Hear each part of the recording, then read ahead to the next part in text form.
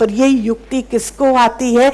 जिसका दिमाग आत्मिकता की ओर जाता है, उसके अंदर में ठूस ठूस के कॉमन सेंस का जन्म होता है, कॉमन सेंस का जन्म होता है। आत्मिकता, क्योंकि आत्मा का क्या इनहेरेंट क्वालिटीज होती हैं? क्या इनहेरेंट? एक तो वो ओमनी प्रेजेंट है, हर जगह है।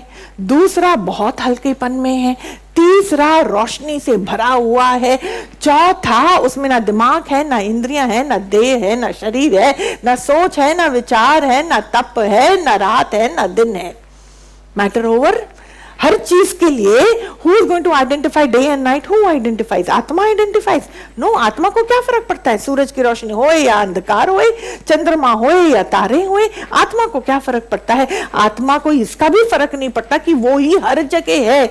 अगर देखो ये जर्नी में चलते चलते आपको लगेगा कि मैं ही तो हूं, is the last stage, but I am telling you it isn't. तो नाउ अगेन आप मेरे से अवस्थाएं का विवरण सुनना चाहते हैं। हाँ, जब दिमाग जो है आत्मिकता की ओर जाता है तो at every step by step, इसको आप नोट करना, ध्यान से सुनना, क्योंकि वाणी आपको फिर सुनने को मिलने वाली है नहीं आज यूट्यूब में, समझ में आ रहा है? तो एकदम से हमको बहुत ध्यान से सुनना है। तो कौन कौन सी अवस्थाएं हैं संतों? अवस्था नंबर 1, हमें ज्ञान का श्रवण का मतलब क्या है? बोलिए विमल जी। सुनना। हमें ज्ञान का श्रवण मीठा लगेगा, नंबर 1। नंबर 2, हमें साध संगत अपनी लगेगी, हमें साध संगत अपनी लगेगी। गुरु बहुत प्यारा और मीठा लगने लगेगा, उसका संग सबसे न्यारा अच्छा लगेगा। ये स्टेप नंबर 3। स्टेप नंबर 4, जब घर में ऑपोजिशन आएगी, बंदे वही हैं, उनका स्वभाव वही है, बुरा भी लगेगा, पर अब प्रश्न चिन्ह उनके आगे नहीं, स्वयं के आगे लगना शुरू हो जाएगा। समझ में आ रहा है? हाँ, स्वयं के आगे लगना शुरू हो जाएगा। आप अपने से सवाल पूछना शुरू कर दोगे कि मैंने सुना क्या और अंदर में मैं फील क्या करती हूँ?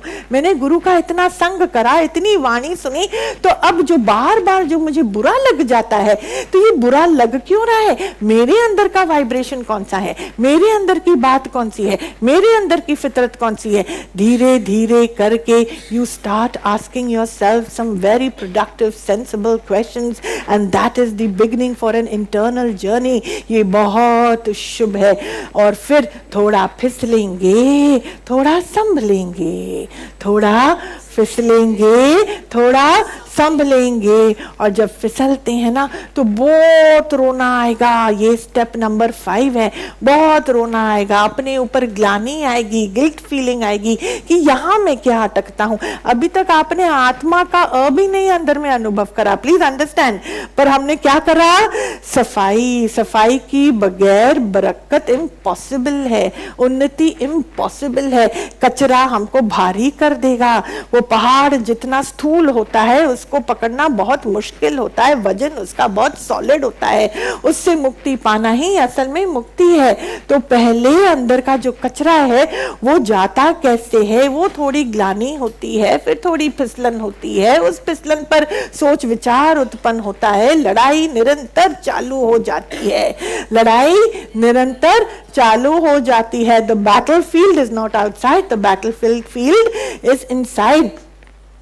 जितना ज्यादा अंदर का इंट्रोस्पेक्शन चालू होगा, उतना 2 चीजें उत्पन्न होंगी। अंदर का कचरा और उत्पन्न होगा, बाहर का ऑपोजिशन और खड़ा होता जाएगा। जोर से बोलो, अंदर का कचरा और उत्पन्न होगा, बाहर का ऑपोजिशन और खड़ा होता जाएगा। आप बोलोगे शायद मैं सत्संग से पहले ही बेटर था, शायद मैं सत्संग से पहले ही बेटर था, अब तो मेरे को चहुओर से अटैक होता जाता है। पर ये बहुत जरूरी है, ये बहुत शुभ है। जो टिका रहता है, जो टिका रहता है वो सामने क्या पाता है? ईश्वर का आशीर्वाद पाता है। किस प्रकार का आशीर्वाद कमाना पड़ता है संतों, ये बाहर ना सस्ता नहीं करना आशीर्वाद को, इसको कमाना पड़ता है। ईश्वर का आशीर्वाद आता है किस रूप में? मन के खुलासे के रूप में। अंदर का खुलासा होता है। जब मन शांत होता है तो पहले ही सारे कचरे को ड्रॉप करने के लिए वो तैयार हो जाता है। ओनली एंड ओनली जब उसको शांति का थोड़ा सा एहसास होता है, ही फील्स वर्थ इट। मतलब जब हम लड़ाई करते हैं अपने मन के साथ, अंदर में आगे की ओर बढ़ते हैं, तो हमें सत्संग में आने में भी शर्म नहीं आती है। गुरु के आगे आंख में आंख डालकर देखने में भी हमको शर्म नहीं आएगी। ये वातावरण और वाइब्रेशनल एनर्जी जो हमारे ऊपर पड़ती है, तो we will feel that we are worth it, we are worth it, कि हमसे जो बन पाता है हम उतना ही तो कर पाएंगे। मन जूझ रहा है और जूझता जूझते में भी उसको अंदर में एक शुभता का अनुभव होता है। बिकॉज जूझना but in the right direction is very divine. जूझना but in the right direction is very divine. You will figure out the flaws inside. हमको समझ में आएगा मैंने पकड़ा क्या, बुरा लग क्यों रहा है, मैंने पकड़ा क्या, बुरा लग क्यों रहा है। ये बुरा लगना वाला गंध बदबूदार होता है, सारी बरकत को वो हमसे दूर फेंक देता है। आशीर्वाद से हम वंचित हो जाते हैं। कृष्ण खाली नाम तक रह जाता है, उसका अंदर में ना एहसास होगा ना उसका आशीर्वाद हमको मिलेगा। So that is step number 6। और जैसे झूझते झूझते लड़ाई करते करते मन के हर विकार पर विजय पाते पाते अब हमको जो है 6th लेवल पर निष्काम मीठा लगने लगेगा। अब थोड़ा अपने से हम फ्री हो गए ना, इतना खंबा टाइट, अब थोड़ा अपने से फ्री हुए तो हमारा मन किस में जाएगा? निष्काम में। अरे थोड़ा मेरे को बिना चादर बिछाने का मौका मिले, मेरे को भी तो ये करने का मौका मिले। हाँ, मन क्या हो गया? अब जैसे ही हम वो निष्काम में जाते हैं, एकदम से जो 40 साल लगना वाला था मन की सफाई में, वो 4 मिनट के एक कार्य से फट से एक gush of purity comes into our system, comes into our system। इतना अच्छा लगता है मन को। 2000 जन्म लेंगे तो भी मन का खंबा साफ नहीं होता। So we have a lot in hand संतों, we have a lot of सेवा in our hand, lot of homework to do। किसी भी तरीके से इस खंबे को साफ करने में हमें लग जाना है। हाँ, कहीं और कुछ भी साफ करेंगे तो बहुत इक्विपमेंट्स हमको साथ में मिल जाएंगे। Now there is a robotic thing also. What is that round thing? उसको चला दो, है सोनिया? हाँ हाँ, उसको चला दो तो वो अपने आप आपके फ्लोर को साफ करता है। I wish there was such a robot for our heart, right? हमारा मन का सारा दुए टिक टिक टिक टिक, सारी नफरत, सारा insecurity, anxiety, negativity, feeling of smallness, feeling of body consciousness, एक रोबोट चला दो और वो टिक टिक टिक टिक साफ हो जाए। But it doesn't work like that for the mind. यहाँ का रोबोट क्या है? यहाँ का रोबोट ज्ञान के लिए इश्क है, निष्काम है, इस साध संगत का प्रेम है। अपने ऊपर खाली नजर लगाते रहो, टकटके करके देखते चलो अपने मन को। अपने आप बुराई आकर हाय आपको आके बोलेंगे, उसका टेंटुआ वहीं पकड़ लो टाइट कि काहे का हाय बोलता है, निकल यहाँ से, तू मेरा दोस्त नहीं है। पहचान जाओ and nothing can stay there in your mind. खाली पहचानना पर्याप्त है। तो ये हमारी 7वीं ये स्टेप है जो हमको निष्काम बहुत मीठा लगेगा। धीरे धीरे वो हमारे जीवन का टॉप प्रायोरिटी होने लग जाएगा, क्योंकि दैट इज वेरी एडिक्टिव। जो सुख हमको सेल्फलेस एक्ट में मिलता है, that to provided your support system is wisdom and gyan. Internal cleansing has been done for at least 6 layers inside, तब जाके ये हमको बहुत सुख देगा। सच्ची मैं बोलती हूँ, बहुत मीठा है। यहाँ से जब 7th हमारा स्टेप निकलता है, 8वें स्टेप में हमको अंदर ही अंदर गुम होने की फितरत समझ में आएगी। गुम होने की फितरत, कोई कुछ भी बोले ना बोले, पता नहीं ऐसे नशा चढ़ेगा। जैसे ही वाणी हमारे कानों के अंदर जाती है, जैसे ही वातावरण में थोड़ा भी शुभ ऊर्जा का हमको अनुभव होता है, we will not just care for any rubbish here and there. हमें फालतू के शब्द हमको हमारे सामने आएंगे ही नहीं, कान के सामने आएंगे ही नहीं। रॉन्ग कंपनी हमसे फिल्टर होकर कहीं और चली जाएगी। अब जब हम 7वें लेयर तक पहुंचते हैं ना, वहां रिद्धि सिद्धि का आगमन होने लग जाता है। किस चीज का आगमन होने लग जाता है?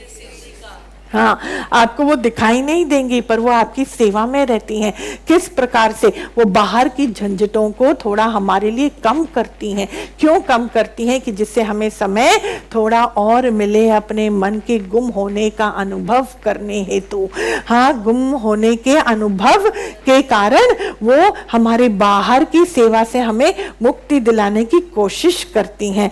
खाली कब? जब उनको खाकरी हो जाती है। रिद्धि सिद्धि की भी अपनी ही एक प्रकार का ऑपरेशनल पैटर्न है, उनको अपने लिए भी बहुत रिस्पेक्ट है। अगर हमारे अंदर में रस है, हमारे अंदर में वासना है कि हाँ मुझे भी इन लोगों के बीच में ना शोर मचाना है, मुझे भी ऐसे करना है, मेरे को भी ना वहां जाना है, ये है वो है, तो रिद्धि सिद्धि हाँ का आगमन हो गया है पर वो 99% शांत होकर बैठी रहेंगी, शांत होकर बैठी रहेंगी। लेकिन अगर हमारे अंदर से आहा वो दिव्यता की अग्नि अब जल पड़ी है, सुलग उठा है ये मन, अब अज्ञान को वो सहन कर सकता नहीं, एडल्ट्रेशन को वो सहन कर सकता नहीं, बाप रे बाप वो अग्नि लग चुकी है। And now that's where the Riddhi Siddhi get energised. हाँ, आएगा रक्षाबंधन, आएंगे घर में शादियां, आएंगी सब चीज, सब आएगा, पर वो क्या करेंगे? उसी दिन रक्षाबंधन में आपको मैसेज आ जाएगा आप ही के भाइयों का कि देखो हम स्टेशन में नहीं है, हम ना व्हाट्सएप में ही हम ना अपना ये जो भी है खत्म कर लेते हैं। आप अंदर में हाँ भैया आई विल मिस यू, पर अंदर में दैट्स इट। सो सामने वाला पकड़ने वाला है नहीं संतों। नहीं तो आज के संसार में क्या आप हजारों साल तक देखो, नहीं तो ऋषि मुनि को कोई फ्री छोड़ता ही नहीं। क्या उनके परिवार नहीं है? क्या वो आसमान से प्रकट हुए हैं? बात अंदर की है।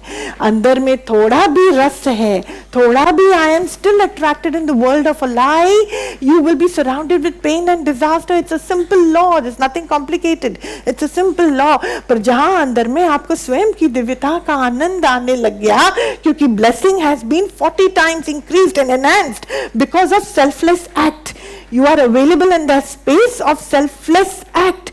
सेल्फलेसनेस बहुत बड़ी चीज है, जहां मन की पकड़ने वाली मैं की फितरत से छूटकर आप ऐसे स्थान पे हमने अपने मन को रखा है जहां पे मेरा मैं मुझे तंग करता नहीं है। मैं की अति सूक्ष्म कहानी है संतों, तंग करता नहीं है क्योंकि कृपा ऊपर बह रही है। पर अभी भी मोक्ष और निर्वाण दूर है, मोक्ष और निर्वाण दूर है ना। तो रिद्धि सिद्धियां हमारे जीवन में इस प्रकार काम करती हैं। बड़ा से खेल को इतना करके उड़ा देंगी। हाँ विमल जी, बड़े से पहाड़ को इतना तिनका करके उड़ा देंगी जो भी। और आपके सारा खेल जो है घर का, प्रकृति का, स्मूथली फ्लॉलेस ऐसे होगा, आप बैठ के देखते जाओगे कि अरे कोई और बंदा होता तो हम कितना संकल्प बच्चा पैदा हुआ नहीं, उसकी शादी का संकल्प क्या होगा, ये खुश होगी कि नहीं, ऐसा होगा कि नहीं, वैसा होगा कि नहीं, कितना संकल्प विकल्प। जहां अंदर में मन अंदर की तरफ जाता है, संकल्प विकल्प शांत होता है। रिद्धि सिद्धि हमको इतना अनुभव कराती है कि खाली विश्वास की कमी थी प्यारा, खाली विश्वास की, अंदर में गहरा विश्वास। देखो होने वाला खेल अपने आप बहुत अच्छे से होता है, ईश्वर बहुत अच्छे से सारा कार्य अपने आप पूरा करता है। बात मेरी है, किसी को बोलो यहाँ पे पार्टी है तुम मत जाओ, पर मुझे तो बुलावा आया है, मेरे को तो जाना है। अच्छा बुलावा आया तो तुमको जाना ही है, जरूर जाओ।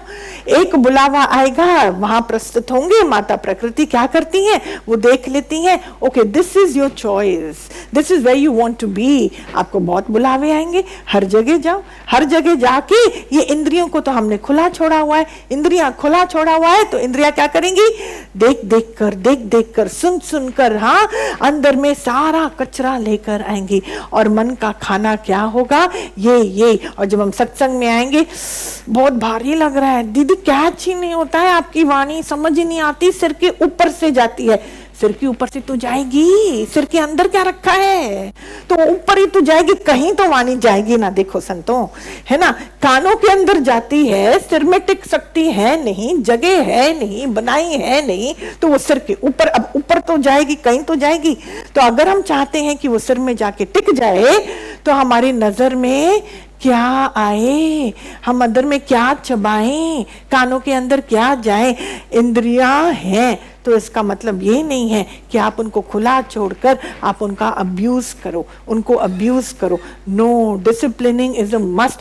थोड़ा छोड़ो, थोड़ा टाइट, थोड़ा छोड़ो, कछुए की तरह। जहां जरूरी है वहां पे इंद्रियां हैं, उनका सेवन लो। जैसे आज वाणी चल रही है तो मुख सेवा में आ रहा है ना, दिमाग सेवा में आ रहा है ना।